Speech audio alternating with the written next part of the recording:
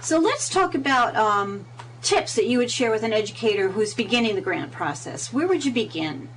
Sure. Well, let me tell you that if you're talking about an education technology proposal, the most important thing is to explain to the reviewers why this proposal is important to your institution.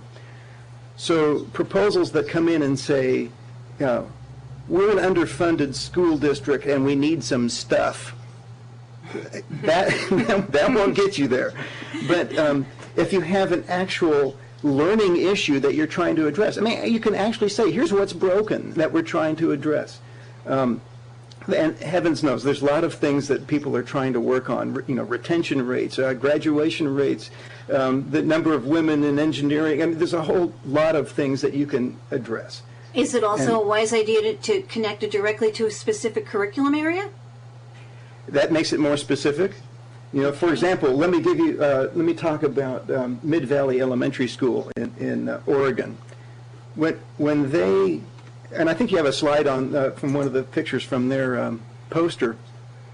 What they were trying to do was very specific. They wanted to increase the percentage of students who were meeting or exceeding the 3rd to 5th grade math standards in their school, and it was a particular issue for them because they have a large number of low-income students, and they had the English language learners, less than 50% of them were meeting or exceeding those standards. So that's a real issue to address, worthy of addressing, and in fact, I'm happy to say that through 2 years of their grant program, they were able to take that 50% up to more than 80% for those English language learners.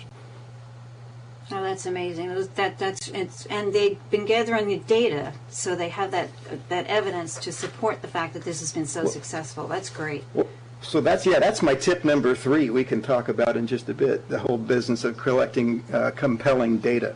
But there's another tip first, too, that I want to get to. Tip number 2, you know, what are you going to do with all this stuff? So in our case, for example, we grant tablet PCs frequently because you know, tablet PC is a laptop where you can scribble on the screen, and it turns out for math and science this is really important because these disciplines are diagrammatic in nature. So you can have conversations about math and science ideas and engineering design and whatnot because you have a pen in your hand.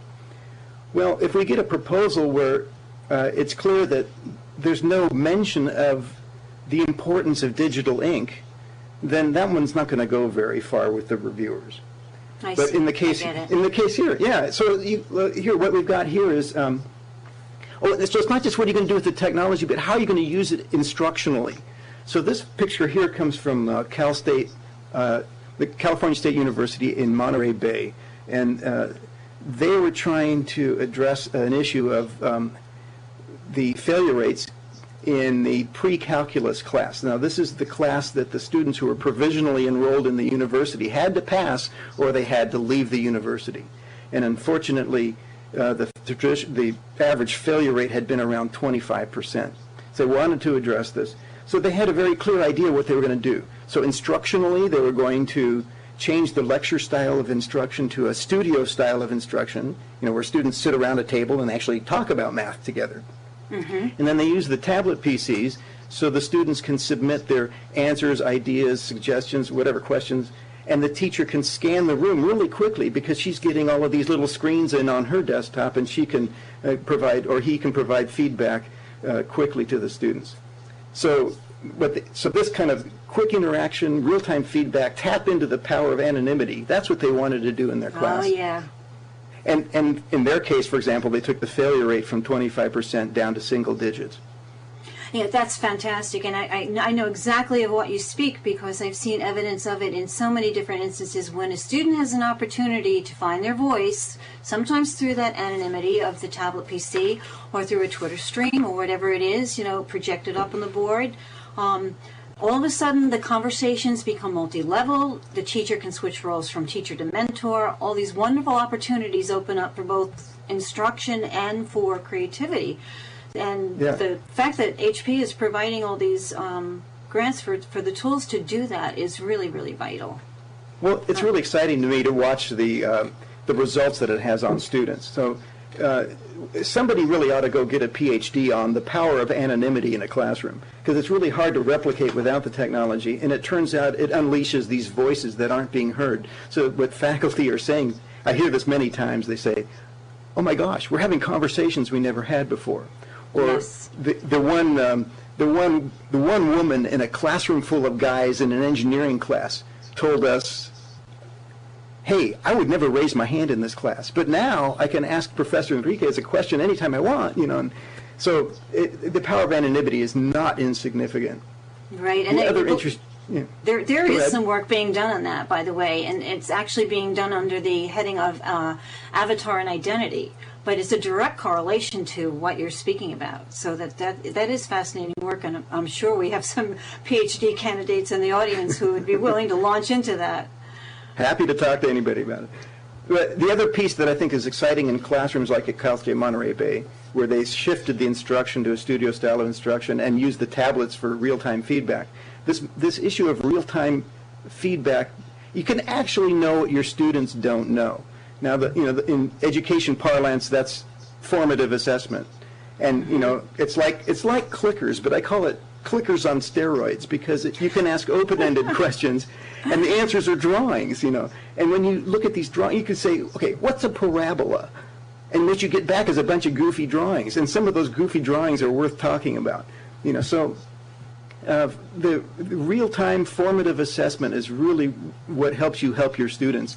And by the time the bell rings, you can know what they don't know and deal with those misconceptions. Which brings us to tip number 3. Perfect segue. There you go. Sure. It's really important in your proposals that you have some sort of plan for telling your reviewers, and just telling yourself, how you're going to be measuring the learning impact. And this can come in many forms, but what we don't want to see is proposals that, well, we used to get end of project reports that said, we surveyed our students and 97% of them agreed that it was fun.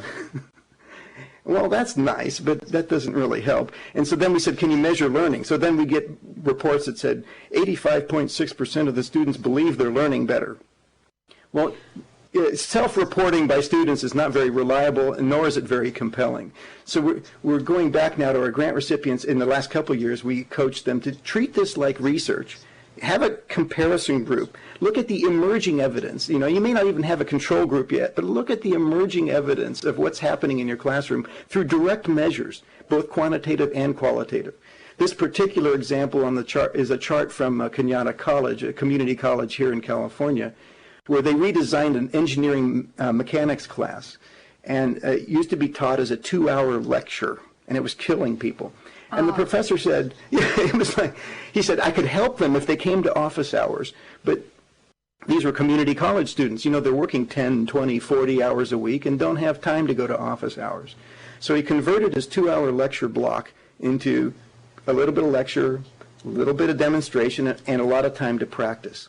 And in this case, he had them practicing on their tablet PCs, and he could join their digital white paper, the digital whiteboard, and give them coaching, and they can ask private questions. So this is a case of private feedback that was helping students progress.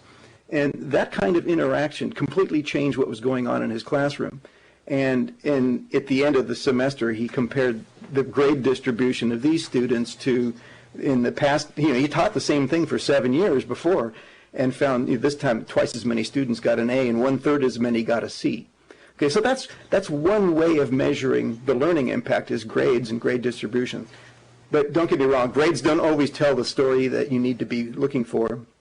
It can be a lot of kinds of things, retention rates. It could be qualitative things like